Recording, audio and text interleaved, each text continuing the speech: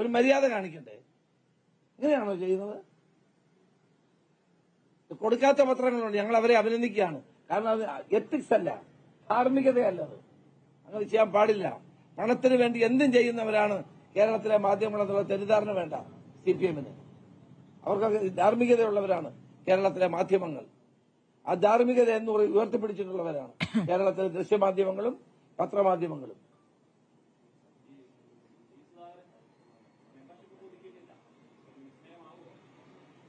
G സുധാകരന്റെ ഇന്നലത്തെ post വളരെ ഗൌരവമുള്ള ഒന്നാണ്. കേരളത്തിൽ മന്ത്രിമാരിൽ ഏറ്റവും അഴിമതി നടത്താത്ത ഒരു മന്ത്രി എന്നുള്ള പേരുള്ള ആളാണ് അദ്ദേഹം. PWD വകുപ്പ് കൈകാര്യം ചെയ്തിട്ടും ഒരാരോപണം അദ്ദേഹത്തിന്റെ പേരിൽ ഞങ്ങളാരും ഉന്നയിച്ചിട്ടില്ല. പ്രതിപക്ഷത്തിരുന്നുകൊണ്ട് ജനങ്ങൾക്ക് ഏറ്റവും സ്വീകാര്യനായ വ്യക്തിയാണ്. 63 വർഷം പാർട്ടിയിൽ പ്രവർത്തിച്ചു.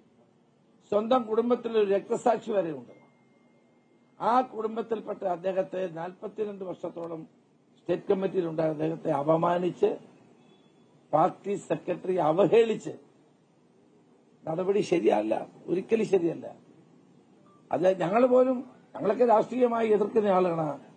അദ്ദേഹവുമായി രാഷ്ട്രീയ എതിർപ്പുള്ള ആളാണ്. ഞങ്ങളൊക്കെ മുഖാമുഖം തന്ന് പോരാടുന്നവരാണ് ആലപ്പുഴ ജില്ലയിൽ.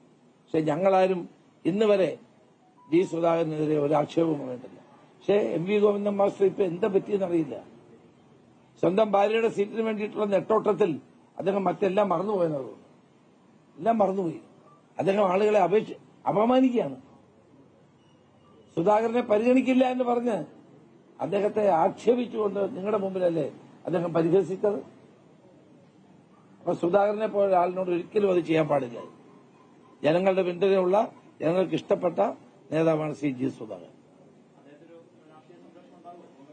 അല്ല, അതൊക്കെ അദ്ദേഹം തീരുമാനിക്കാം. ഞങ്ങള് അതുമായിട്ട് അദ്ദേഹവുമായിട്ട് ഒരു ചർച്ച ചെയ്തവരും നടത്തിയിട്ടില്ല.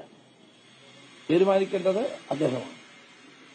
അദ്ദേഹം തീരുമാനിക്കാതെ ഞങ്ങളൊരു അഭിപ്രായം ആ കാര്യത്തിൽ പറയുന്നത് അനുചിതമാണ്. അത് ഞങ്ങൾ പറയില്ല.